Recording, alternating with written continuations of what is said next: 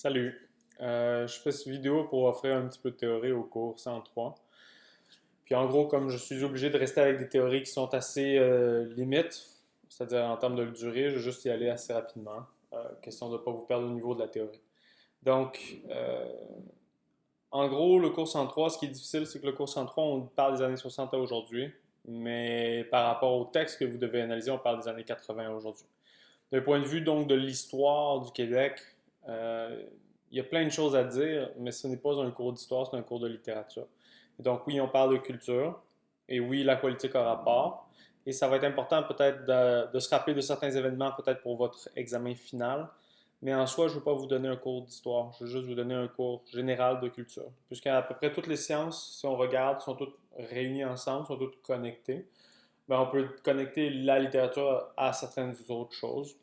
Et comme en 101, 102, vous avez sûrement fait beaucoup d'histoire.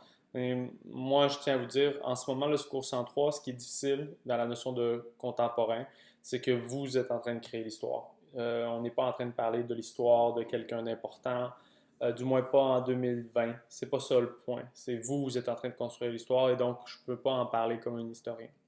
N'empêche que je peux essayer de faire une connexion. Donc, si on parle en ce moment 2020, on est au 21e siècle. Au 20e siècle, il y a énormément de choses qui se passent. 19e siècle, c'est là que votre cours 102, donc normalement, commence. On parle du tournant entre le 19e et le 20e siècle. La société québécoise, elle change énormément, mais toutes les sociétés vont changer. Donc, durant le 20e siècle, il y a une différence qui est absolue. Puis d'un point de vue général, on peut parler de trois étapes. Puis c'est ce que je vous recommande de regarder à peu près d'un point de vue de l'art, mais aussi de la société, si c'est des termes qui sont assez clairs. C'est-à-dire qu'on parle du monde traditionnel d'abord. Ma gauche à droite n'est pas claire, là, fait que je vais juste dire, on commence avec le monde traditionnel, puisque la tradition, c'est quelque chose que l'on fait depuis toujours. C'est-à-dire, quelle est votre tradition de Noël? Je sais pas moi, c'est peut-être de se saouler et de se chicaner sur des débats politiques racistes. Peut-être que c'est une tradition, et pour que ce soit une tradition, il faut que ça soit répété à tous les ans par le même oncle. Si soudainement c'est vous et non pas l'oncle, vous brisez la tradition.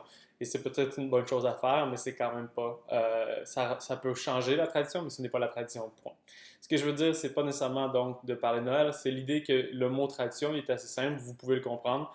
Il faut savoir aussi que le monde est un monde traditionnel depuis toujours, d'un point de vue général, quand on y pense. C'est-à-dire qu'en gros, si vous êtes un fils, vous allez faire la job de votre père. Si vous êtes une fille, vous allez faire la job de votre mère. Et il y a plein de fois où ce n'est pas vrai, mais c'est souvent une question de contexte plutôt que d'individu. Vous ne pouvez pas juger votre arrière-grand-mère par le fait qu'elle a eu 10 enfants.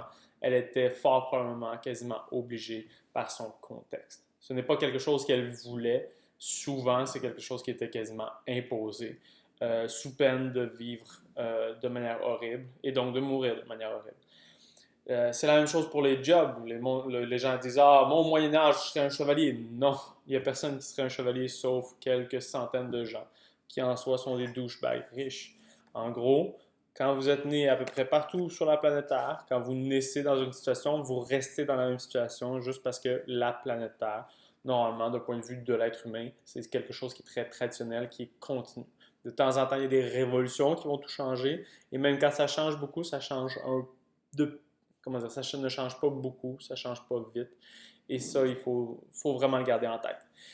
Maintenant, le monde traditionnel, c'est quelque chose qui avance, qui avance, qui avance et qui va avoir de plus en plus de modifications plus on s'approche du 20e siècle. Et c'est là que c'est important. Quand on regarde le cours 103, mais quand on regarde l'histoire de l'humanité et surtout de l'art, il va y avoir donc quelque chose d'assez général qu'on va nommer le monde traditionnel, même si c'est vraiment pas très savant. En fait, ça ne l'est pas du tout. Puis, un moment donné, il va y arriver un endroit où ça va casser. Vraisemblablement, il y a encore des gens aujourd'hui qui sont, admettons, qui travaillent en construction parce que leur père travaille en construction ou qui continuent la business de leur mère. Mais la réalité, c'est que pour la majorité d'entre nous, on va faire des choses un peu à notre rythme. C'est pas attendu de nous que l'on fasse exactement la même chose que nos parents. Et en soi, c'est un signe que la société a déjà changé. Donc, ce que vous avez appris en 101 peut-être, mais en 102 surtout, c'est le monde traditionnel. Et quand on finit à la Révolution tranquille, clairement le mot révolution qui veut dire finalement un tournant très rapide, un peu même féroce. Ce qui est important à comprendre, c'est que oui, on change énormément donc de choses et à ce moment-là, les choses ont discuté à revenir un peu en arrière. C'est-à-dire qu'en gros, après la Révolution française, admettons, la Révolution française, avant et après, il y a des choses qui ont changé de manière immense. La place des aristocrates ou la place de l'Église. Mais si les aristocrates disparaissent, ils vont être remplacés par les bourgeois, qui sont à peu près similaires finalement. Même si le système change, la vie de 90% de la population change presque pas. Si les grands cardinaux se font massacrer ils se font pas massacrer, mais ils s'enfuient avec l'argent, ils ont moins de pouvoir, ben, la population est encore soumise aux religieux. C'est l'affaire au Québec, avant la Révolution tranquille, après la Révolution tranquille, au début, il n'y a pas grand-chose qui change, il y a des gros mouvements, mais tranquillement, les changements qui sont plus petits vont donner des fleurs et tranquillement, ça va prendre donc sa place dans la génération d'après. Et c'est pas mal comme ça que ça se passe souvent d'un point de vue de l'être humain. Quand on grandit, on change un tout petit peu, ensuite on change beaucoup à l'adolescence, et ensuite à peu près à 20 ans, on se fige pour quasiment toujours. Et on meurt souvent coincé dans nos habitudes. C'est pas ce qui est recommandé, mais c'est souvent le cas. On est forgé par nos expériences et c'est la même chose à peu près partout. La seule chose comment dire, le seul remède pour nous provoquer, nous changer, c'est le fait d'aller vivre des expériences différentes. Et donc, c'est ce qui se passe un tout petit peu à chaque fois qu'il y a une guerre ou une révolution. Les gens ne changent pas tout de suite. C'est toujours une minorité qui pousse. Puis quand la majorité prend conscience de quelque chose de nouveau, bien, tranquillement, elle l'adopte. Et c'est la génération d'après qui l'adopte quasiment entièrement. Donc, si on revient à notre histoire de monde traditionnel, d'un point de vue québécois, le monde traditionnel, il continue quand même assez longuement. La fin du monde traditionnel, en science, on appelle ça la modernité. Donc, si vous voulez regarder en ordre, il va y avoir donc le monde traditionnel. À un moment donné, il va y avoir des artistes qui vont tenter de briser la tradition en faisant des choses complètement différentes d'un point de vue de la littérature, de l'art, d'un point de vue général. Et à partir du moment où on essaie de casser la tradition, mais que finalement on est encore très minoritaire, on devient ce qu'on appelle des avant-gardes. Les avant-gardes sont dans un monde de tradition, mais mènent vers ce qui va arriver par après. Donc, si vous regardez un tout petit peu, on dit tradition. Dans la tradition, il y a l'avant-garde artistique, qui tranquillement donne place à la modernité. Et la modernité, c'est comme je vous dis, c'est l'achèvement du monde traditionnel, du moins d'un point de vue théorique. Je dis théorique parce que dans la réalité, c'est pas toujours vrai, mais c'est quand même donc assez commun. Donc, si on parle juste du Québec, le Québec en tant que tel, en tant que société, du moins le Canada traditionnel, c'est comment dire, des colons français qui débarquent sur un territoire donc habité par des autochtones. C'est-à-dire, autochtone, c'est un mot qui veut dire qui naît à même la terre. C'est-à-dire qu'en soi, on arrive sur des terres qui sont déjà occupées. On se place un peu dans l'échiquier en tant que francophone et le Canada naît d'un point de vue donc de la culture québécoise à ce moment-là. Donc, on parle du vieux Canada, on parle du Canada français. Et là, à ce moment-là, ben, le monde traditionnel, il est là. C'est-à-dire, en tant que tel, oui, ça a changé par rapport à la France, mais le Canada traditionnel du 102, on parle du Canada avec des seigneurs. C'est-à-dire que dans la Nouvelle-France, un village, ben, il y a un seigneur, exactement comme au Moyen Âge. C'est-à-dire que c'est le même village avec un seigneur, une église. Tous les hommes font partie donc d'une milice. Toutes les femmes travaillent ensemble. Puis c'est très, très, très, comment dire, coincé. C'est beaucoup plus coincé qu'en France. Et le régime seigneurial reste longtemps. Donc, en soi, c'est le monde traditionnel. Il y a très peu de changements, même quand il y a la rébellion des patriotes. C'est des petites idées. La rébellion des patriotes, c'est très intéressant. C'est donner des droits. C'est des anglophones et des francophones qui s'unissent ensemble pour donner des droits aux autochtones et à tout le monde pour faire un nouveau pays qui s'appelle le Canada, contre l'idée donc d'une colonie de Dominion qui vient de l'Angleterre, ou du moins du Royaume-Uni. Maintenant, même si ça existe, la rébellion des patriotes, la majorité des gens au Québec ne vivent que très peu de changements. Ça change finalement pas grand-chose. Euh, sur le long terme, oui, mais sur le quotidien, non. Et jusque dans les années 1900, c'est à peu près tout le temps similaire. Et alors que la majorité des pays vont commencer à donner le droit de vote, admettons, aux femmes, ou vont accepter donc certaines choses, par rapport aux minorités, que ce soit minorité sexuelle, minorité donc de genre, minorité donc ethnique. Au Québec, on demeure toujours une société très traditionnelle, puisqu'on est éloigné déjà des centres urbains. L'Église nous encourage à rester donc dans la campagne, etc. C'est même la raison pour laquelle Saint-Jérôme existe, parce qu'on se dit on va aller créer un nouveau pays dans le Nord, entouré de mouches, où il ne va y avoir que la race donc catholique qui va s'installer au sein donc de ces millions de lacs. Et donc, c'est pour ça que le curé Labelle donc, a son boulevard. Ce sont plein de petites notions un peu inutiles, mais quand même, qui ont rapport avec cette espèce d'idée qu'on va garder le monde traditionnel. Puis le Québec reste traditionnel un peu plus longuement que beaucoup d'autres nations. C'est une des raisons pour lesquelles, pendant longtemps, la société québécoise est discréditée. Mais quand même, il faut le garder en tête. C'est aussi une des raisons pour lesquelles on réagit très fort à cette tradition. Donc, on parle d'une culture qui est très monolithique comparée à toutes les autres provinces du Canada qui sont fondées par plein de peuples qui arrivent assez tardivement et qui, donc, font union et créent une province. Mais au Québec, on parle surtout, donc, de plusieurs peuples amérindiens, un gros bloc de francophones qui arrivent et qui restent toujours ensemble pendant 400 ans.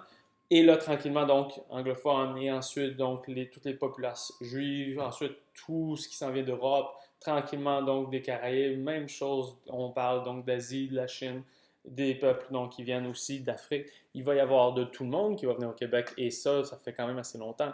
Mais de manière traditionnellement, on parle donc blanc, francophone, catholique, et une minorité anglophone, protestante.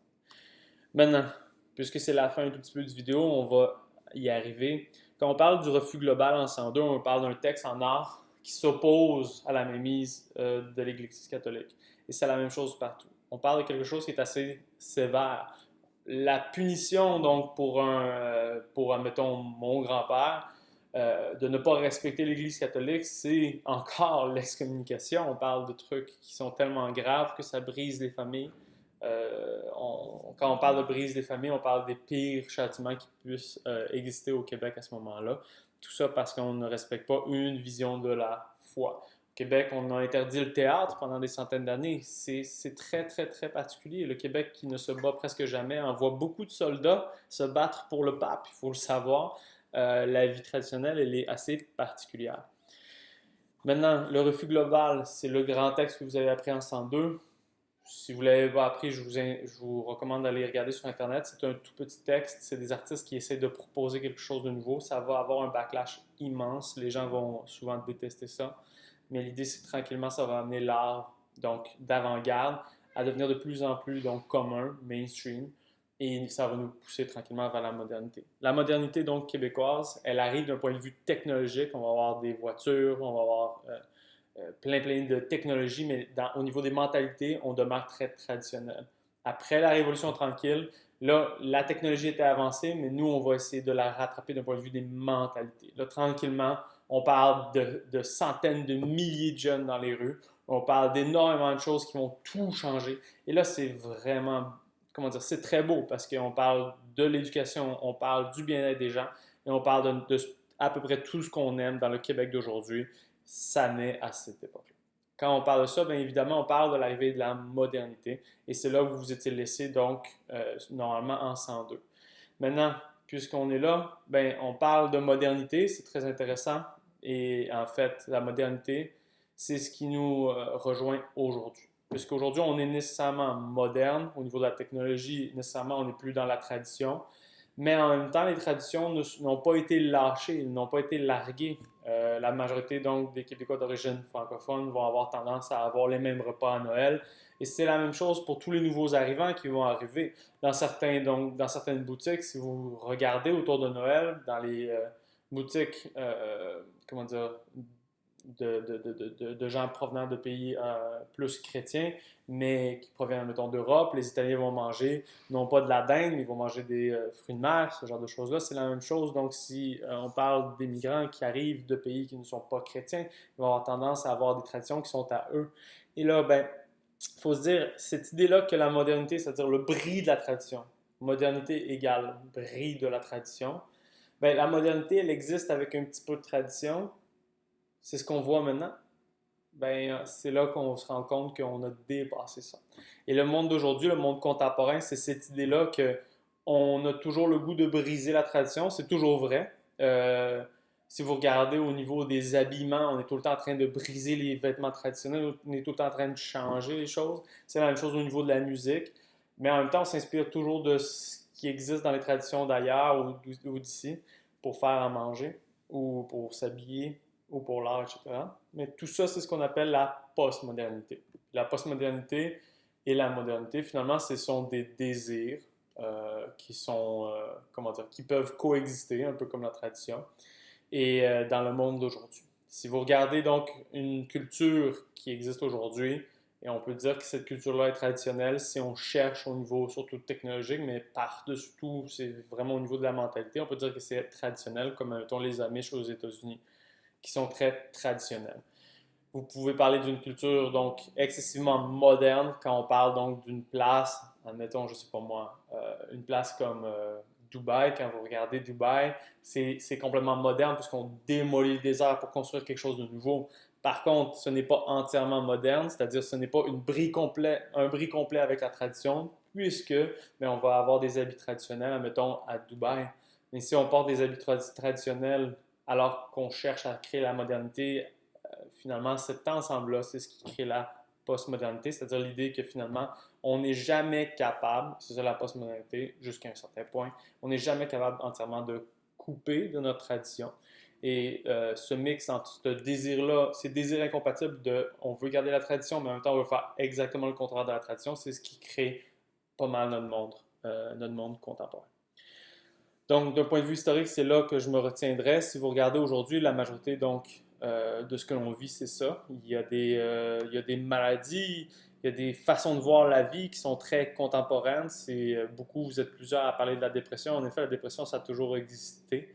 Par contre, on en parle beaucoup plus depuis justement le monde contemporain, donc notre monde contemporain, qu'auparavant. Auparavant, si on parle de tristesse, de mélancolie, etc., c'est juste quelque chose qui arrive. Maintenant, c'est important, c'est quelque chose qui change par rapport au auparavant. En même temps, ben, on va avoir certaines affaires d'un point de vue traditionnel, comme je vous dis, que ce soit au niveau de la nourriture, mais des fois c'est des traditions de famille, des fois c'est des traditions également malheureusement, des traditions de non-respect des droits des autres, admettons les droits autochtones, ce genre de choses-là, c'est assez traditionnel, malheureusement, même si d'un point de vue sociologique, c'est pas nécessairement donc très précis. Donc, c'est ce que j'avais à vous dire par rapport à cette progression-là. Pour résumer, donc, le monde général va toujours être traditionnel. À partir du moment où une culture, une civilisation donc change, là on parle que ce soit au niveau vestimentaire, au niveau artistique, au niveau technologique, euh, on parle tranquillement maintenant de modernité. Quand ce changement-là opère, c'est la modernité, donc normalement c'est technologique, mais c'est ça. Puis la postmodernité, qui est un terme assez spécial quand on y pense, ben, c'est cette réalisation-là que finalement, donc le monde moderne, celui qui veut complètement effacer le passé, ne va jamais finalement prendre toute la place, puisque nécessairement, il va toujours avoir un mélange. Et cette idée-là, donc, c'est ce qui décrirait le mieux notre vie aujourd'hui. Maintenant, avec cette idée-là de la postmodernité, cette idée-là, point, on va pouvoir faire peut-être d'autres capsules qui vont indiquer donc les thèmes majeurs par rapport à ça. Merci.